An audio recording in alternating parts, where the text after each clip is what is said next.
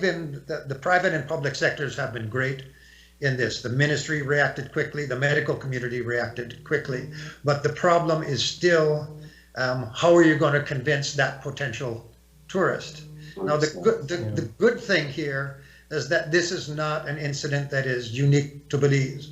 So every country in the world, and all our competitors are every country in the world, okay, they're all subject to this. So it's not just a problem we're looking at in Belize, Jamaica, Barbados, St. Lucia, every country in the Caribbean, every country in Central America. So, and certainly the tourism ministers of the region have been communicating with each other and trying to coordinate responses. But I don't know I don't know what other countries are doing, but all I know is that in Belize, everyone has reacted positively and reacted well. And we'll see if this can ameliorate this decision by the CDC. I mean, the good thing is that, I mean, we talk to our clients. We try to avoid cancellations and postponements and stuff like that. The people who have reservations, who want to come to Belize, they're dying to come here. They've been great.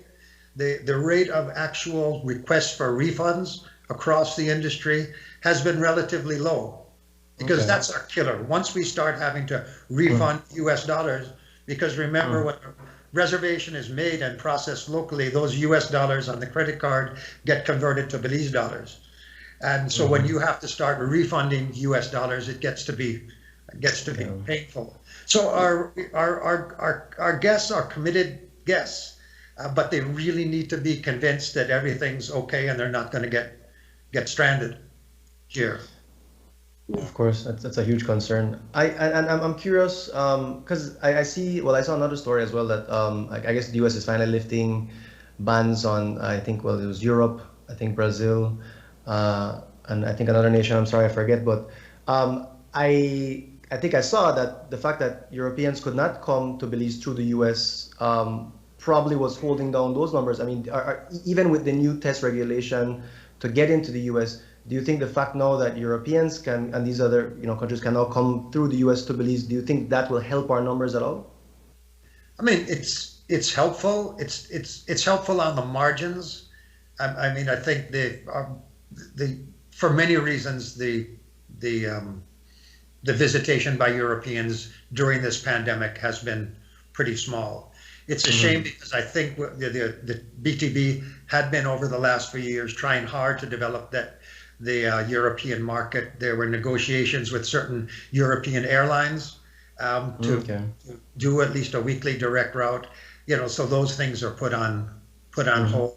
The Airline Development Committee has still been active, looking for new routes. Mexico, we're looking at a low-cost carrier there. So I mean, the work is continuing. The pandemic has placed a temporary hold on things, but I think it's time now, even though we're in the midst of the worst crisis, we still have to look toward the future. So if we have to anticipate. So if we're saying, you know what, by June or July, because of the vaccinations, the US market will be more prone to travel. Well, let's look ahead and see what can we do now to promote, let's say, summer travel to Belize. What specials can we offer? How can the private sector unite with the BTB and the ministry to get involved in promotions, in packages and stuff like that? So now is the time to be thinking about that. Okay, great. And actually, that was another one of my questions, but I guess you've already answered it. But really, I guess what was your outlook for recovery? And I guess, I mean, do you feel like by the end of this year, because I mean, I know the end of this year actually coincides with the high season anyway.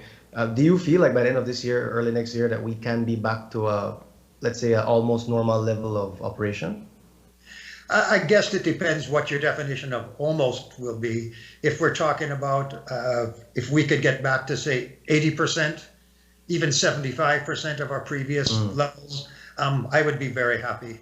I think until we get, it may be another year or two before we get back to 2019 levels. But at the same time, I think those of us in the business have learned that there are different ways to organize our businesses to, cut expenses, to operate more efficiently. It's maybe the silver lining of the pandemic is that it's caused us to streamline our operations, to look at how we could be more efficient.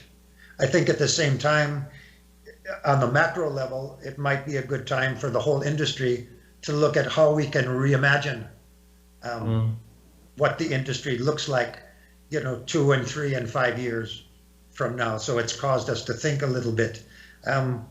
It's not much consolation, but it's some consolation.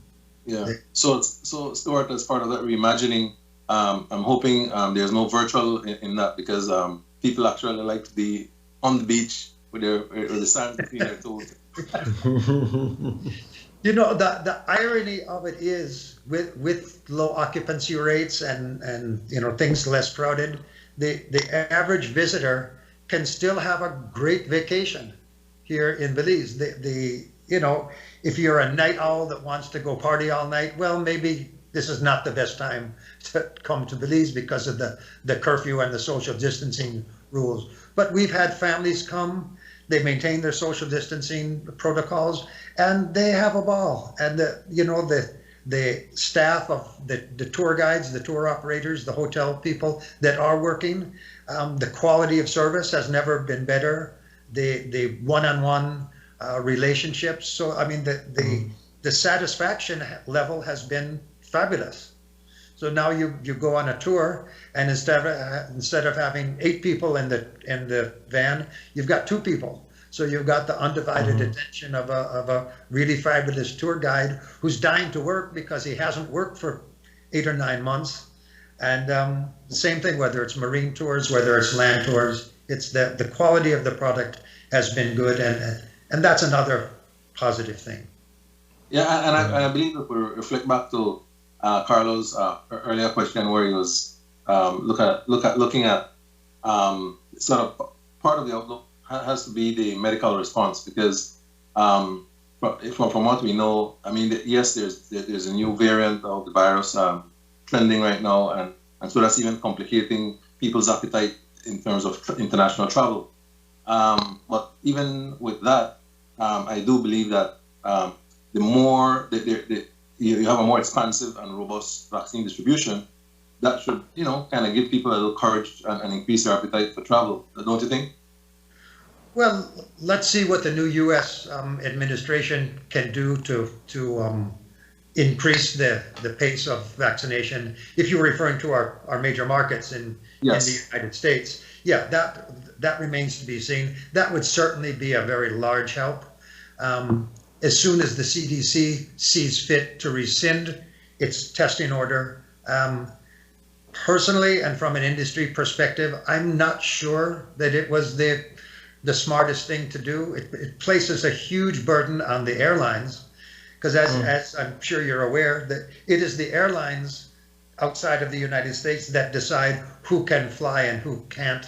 And these are, the whole industry has been hit, including the airlines. It's placing a huge burden on them, and I am really not sure in the end what the effect is going to be. I think if we've learned anything from this virus, is that it's a global problem, and that international borders are becoming increasingly irrelevant in the fight to this.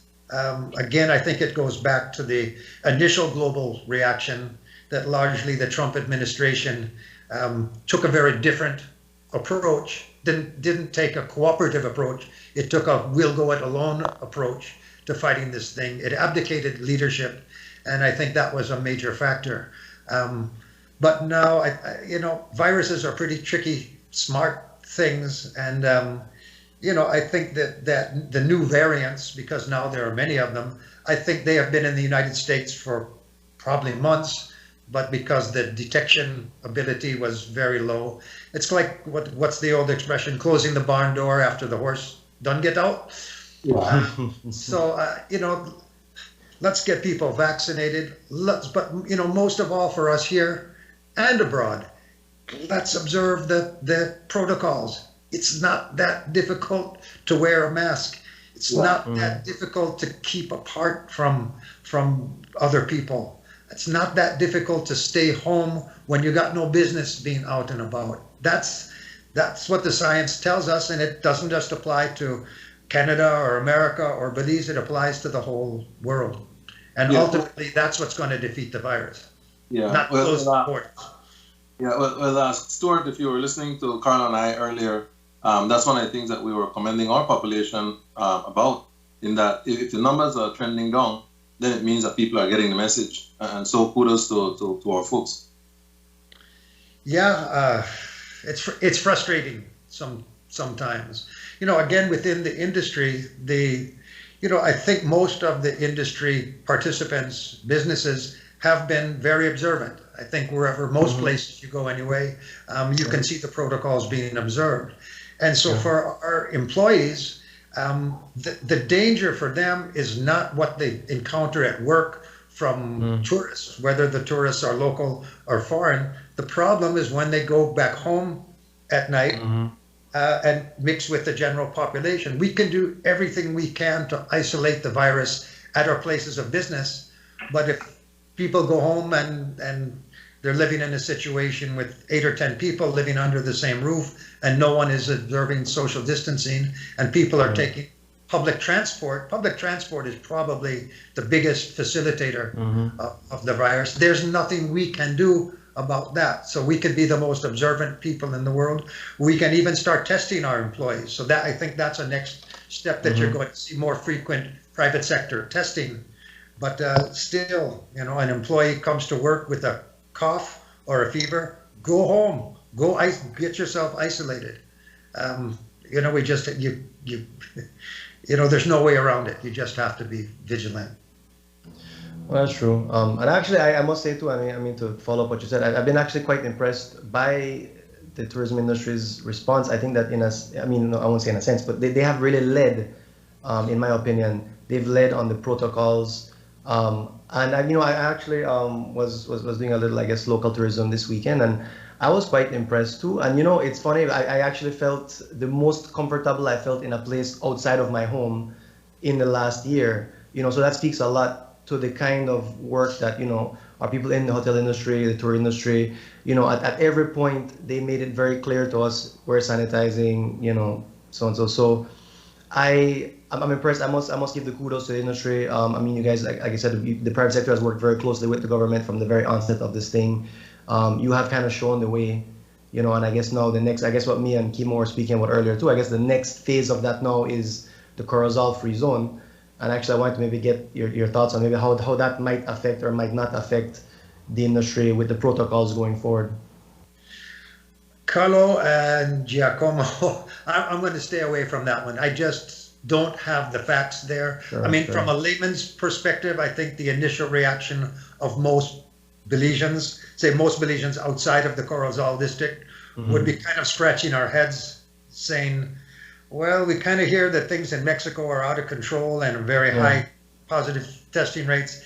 Is this a smart thing? But again, from my perspective, in the absence of facts, I will not render an opinion. What I will render an opinion on, however, and I think you were discussing it earlier, the declaration of the most recent holiday. To me, there are two problems there. One, in the midst of the greatest economic crisis that the country has ever faced, or at least faced in modern times, why you would declare a public holiday, which hurts the efficiency of the economy, why you would call a public holiday. We love George Price, don't get me wrong. We respect George Price as father of the country, but I don't think if George Price was alive, he would have voted in favor of having this holiday at this time. The second problem was process. Okay, somebody in cabinet gets the bright idea that we need to have a George Price holiday, an additional holiday to the 11 that we already had, or 12, whatever the number is. Okay, so someone gets an idea and you put it out there and you say, all right, why might this be a good idea or a bad idea? Consult with, you don't have to necessarily even consult with the public, at least consult with the private sector who's going to bear the brunt of.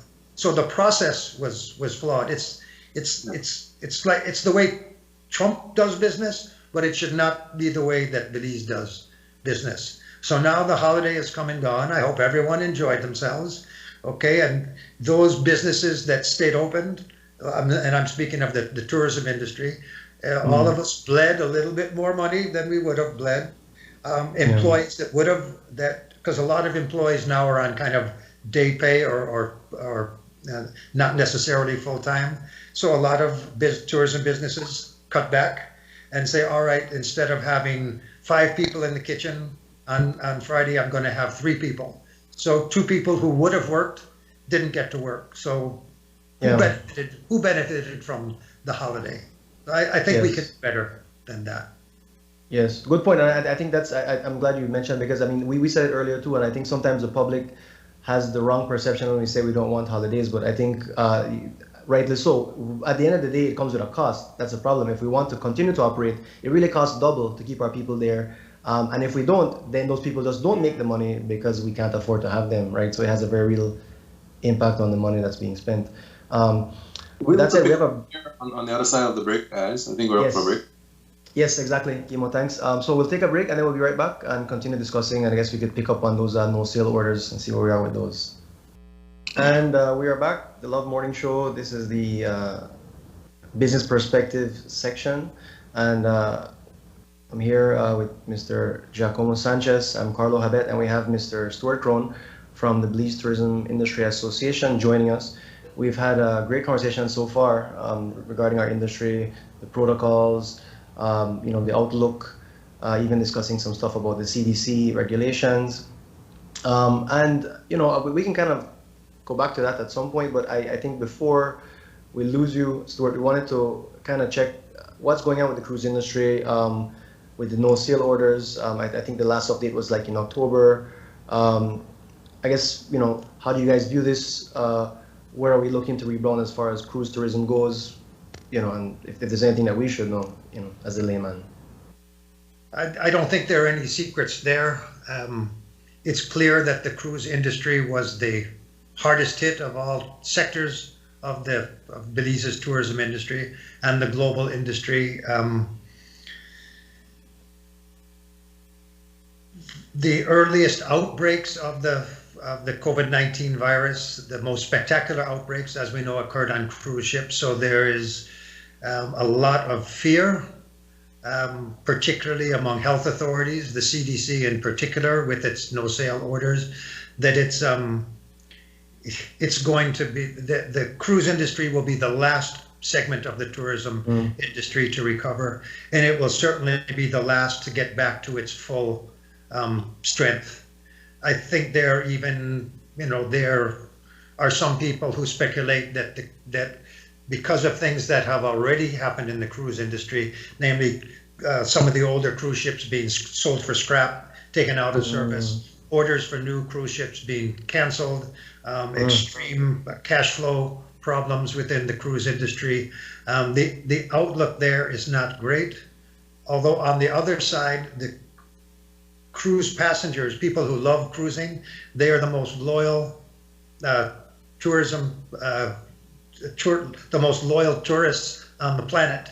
So even there are people who say they don't care about the virus, they want to go and cruise. But if you look at it scientifically, you could not have a worse type of tourism in terms of trying to prevent a virus. The whole idea, if you've ever been on a cruise ship, is everyone's together, you meet new people, you drink together, party together. It is, to me, it's just, it's probably, every cruise sailing is a super spreader event. So the cruise lines will emphasize pre-screening and stuff like that. So they will eventually get back, but I can't imagine that it would ever be on the same level as previously. And in many ways, the cruise lines have themselves to blame, and that they have been, they register all their ships in offshore jurisdictions, so they try to flout U.S. law.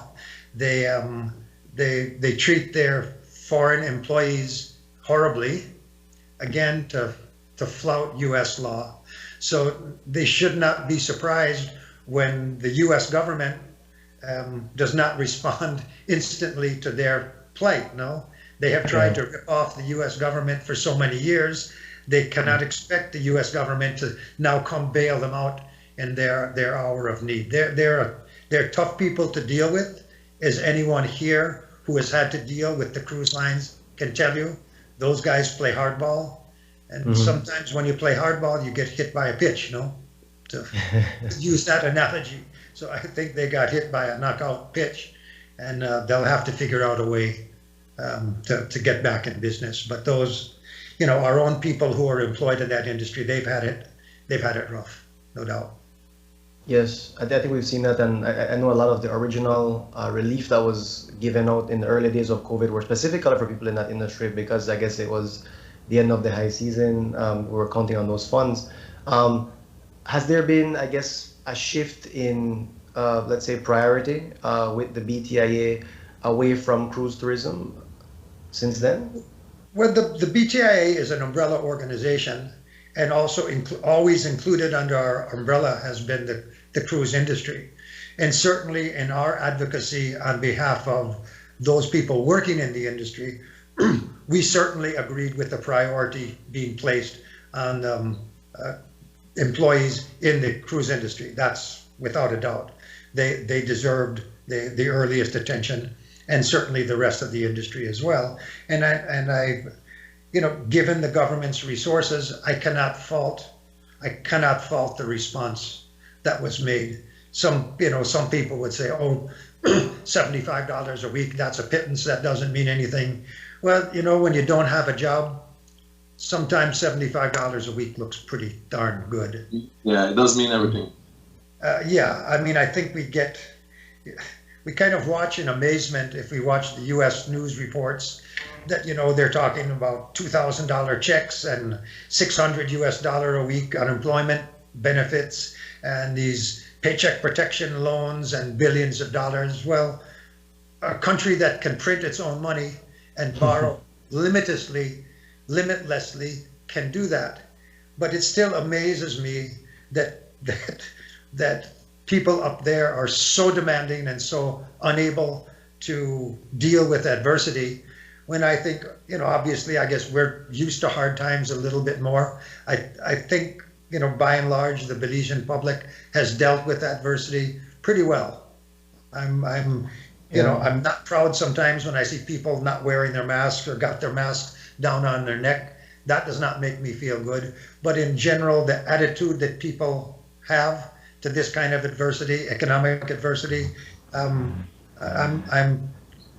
pretty satisfied. I'll tip my hat to the people who have dealt with it, and sometimes in very ingenious ways. That people have, the entrepreneurial spirit has flourished in many places, and that's really nice to see.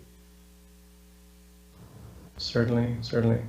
I think, like you said, I think it's a spirit indeed, because I think all of our businesses have been suffering, and I was speaking with someone the other day too about this, and I guess I intimated that it's been a large drop. Well, at least in real estate, which, as you know, is also tied to tourism in a large way, because a lot of foreigners want to come buy property here.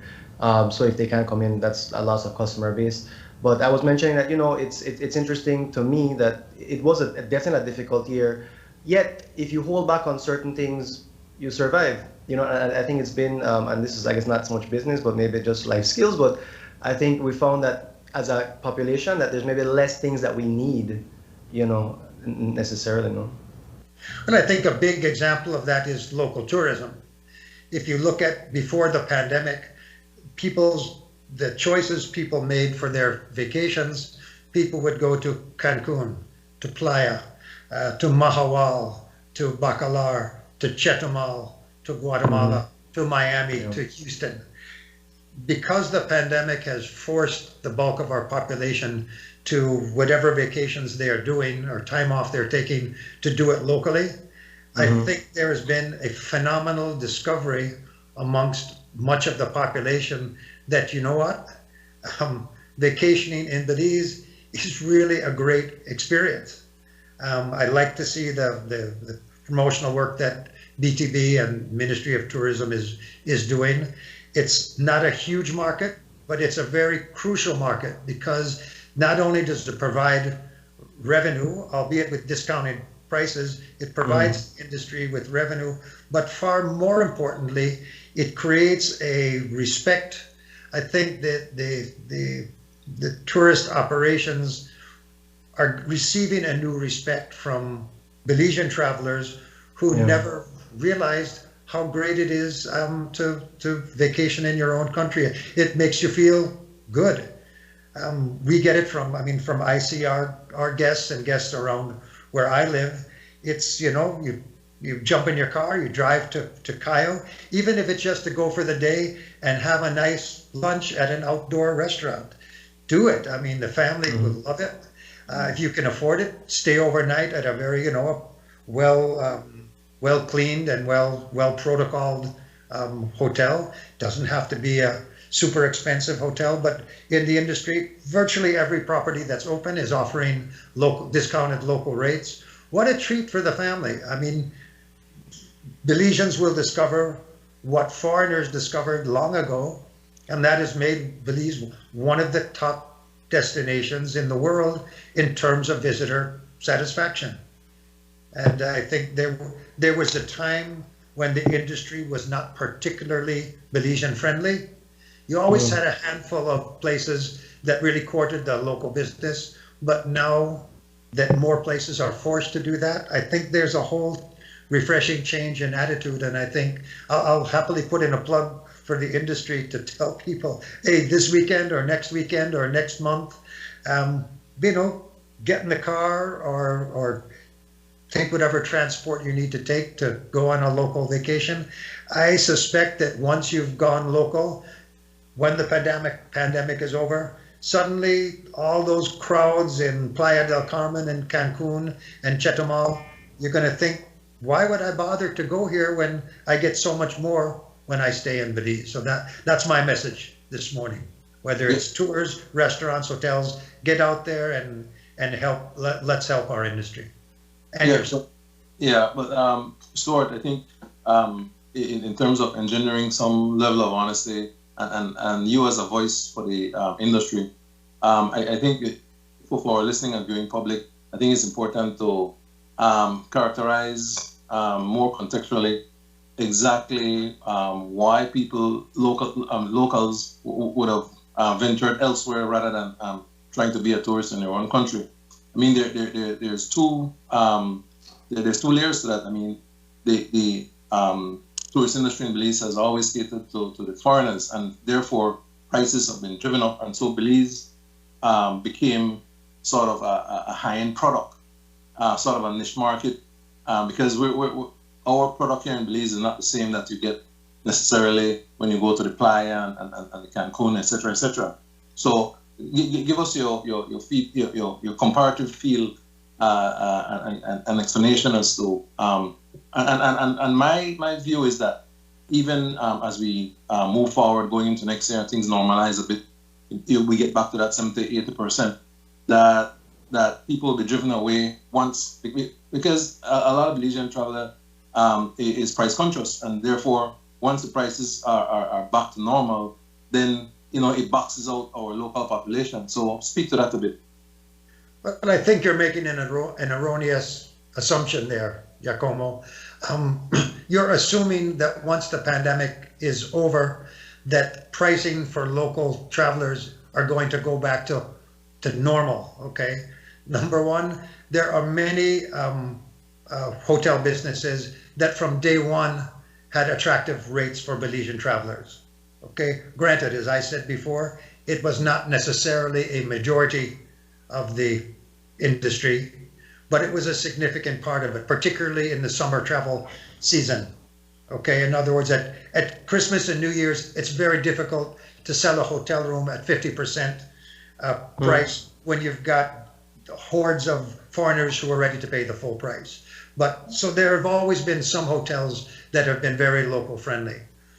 I think after the pandemic subsides, we're going to see, yes, some hotels might go back to their previous rate structure for locals, but my suspicion is, And certainly in BTIA, we will do all we can to encourage it. I think the industry, and again, it's not just hotels, it's tours as well. I think many businesses will have learned their lesson that having local business, even at a discounted rate, is a very good thing. This is not about patriotism or altruism. This is simply a business decision. Looking at the type of tourism that we have, I would, again, I'm speaking now to my colleagues specifically in the hotel industry. What we have discovered is that your average foreign tourist wants to mix with local.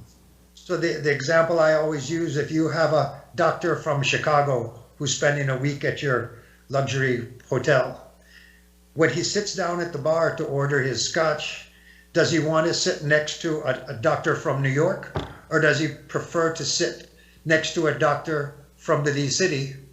Okay, what is a more interesting experience for that visitor? To just talk to a colleague from his same country, or to talk to a colleague from a foreign country to really have an exchange of ideas and see how what's happening on the other half? I mean, the type of tourism that we love and we need is a tourism that's based on kind of an intercultural experience. Do we really need people that come here to lay on a beach for 7 days? No, we want to attract the kind of people who are interested in engaging with other cultures. And again, you can consult with people that do a mixture of business. The visitors from abroad really like mixing with local tourists. Okay, and the local tourists really enjoy mixing with the foreign visitors. And I think that's something that some business operators have learned, others may never learn. But from personal experience, I can say it's a very good business decision to target your marketing not just at foreigners. That's all I can say. Yeah, well, I do hope that your colleagues in the industry take a page out of what you just said, because I mean, to me, it's a very smart business model to adopt moving forward. Well, it's certainly one that this pandemic experience has taught us a few lessons about. But you know, if you can fill your hotel 100% every night with foreign tourists at premium rates, do it. You know, but if remember, every night that you have a hotel room that's empty is revenue lost that can never be regained. Certainly. I mean, a little further to your point, I agree with both of you in the sense that, well, as Kimo was noting, I think it has been a bit, Belizeans are a bit price averse, and I find that, like you're saying, it's easier, for whatever reason, we prefer to drive, which is a great reason why the border is still closed. We can't go and spend our money elsewhere and export our dollars anymore.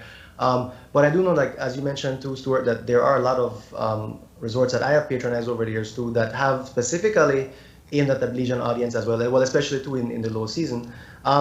Is it something, is it a policy, or is it something that maybe you guys are considering too at the BTIA to maybe instill like an official Belizean rate, so that, like, let's say like every provider has a Belizean rate, that's a discounted rate, maybe not standardized, but that they always have a rate for Belizeans? You know, Carlo, I think that's a great idea. I think because, again, if you're talking to the hotel industry, every business has to define its own plan and its path to success. An official local rate is good. I would certainly love to see it, and I think what you've just said is something that we need to discuss. But ultimately, it's in the hands of each particular business. And I think part of another part of it, again, not just hotels, but for example, when it comes to tour operators.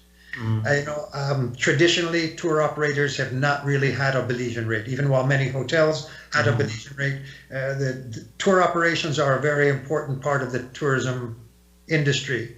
I would hope that, again, tour operators would see that, again, let's say you're a marine operator, you're already taking a boat out to Silk Keys, or Blue Hole or wherever. As long as you've got empty seats on that boat, why not discount them locally? You know, again, it's good practice, it's good politics, it's good business. So I think you're right. I think we need to encourage that more beyond even what the market is doing. Hotels, tour operators, restaurants, it's a little bit more different. Sure. But certainly, you know, restaurants can institute local specials. I mean, not just open for Belizeans, but you know, put some specials on the menu that may be a little more price attractive.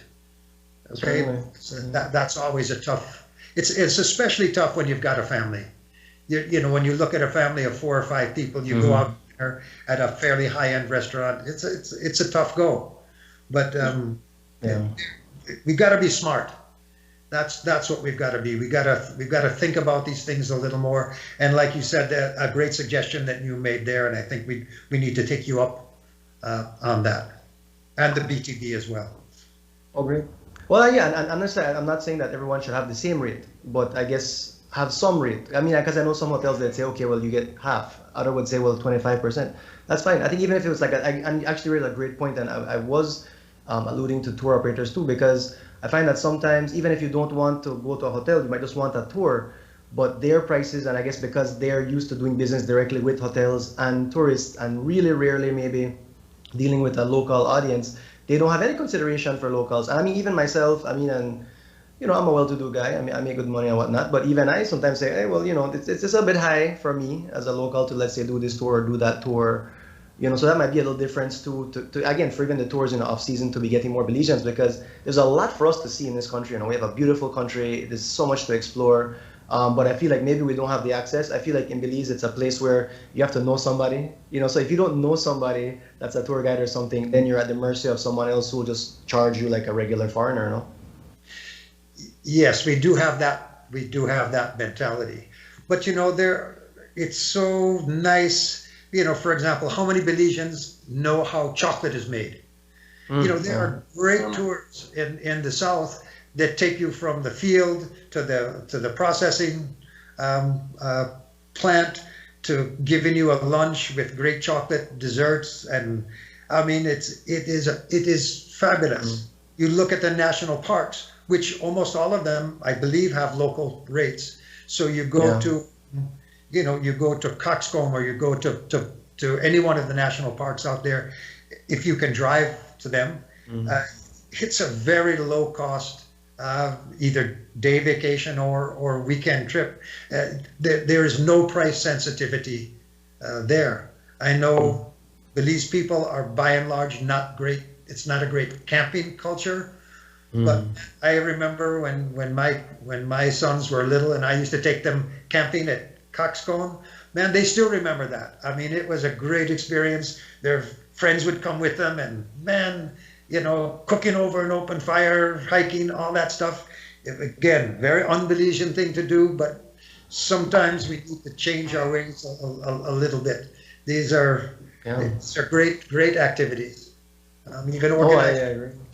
Yeah, the same thing. The number of people in Belize that don't know how to swim, and we're surrounded by the nicest waters in the world, and we don't know how to swim. This is insanity. Okay, but again, it's up.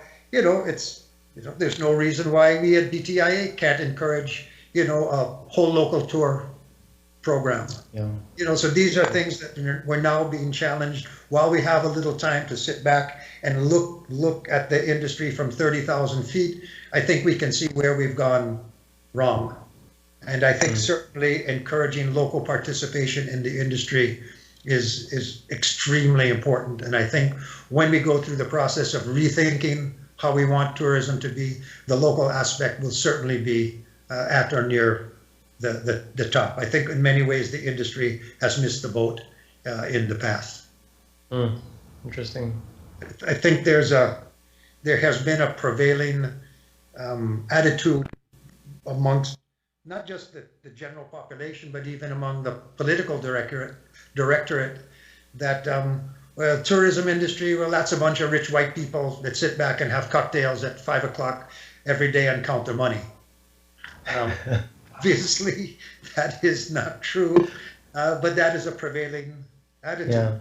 Yeah. I mean, I'm Yes. fairly new to the industry, say in the last 12 years or so, but what I've learned is that in terms of demands on work, that the tourism industry demands more hard work across the board Yeah. than any previous industry that I've ever been in before. Yeah. It's work and it's stress and it's risk. Yeah, so I think I think the more local people get involved in the industry, they can see that it's not all fun and games. It's a business.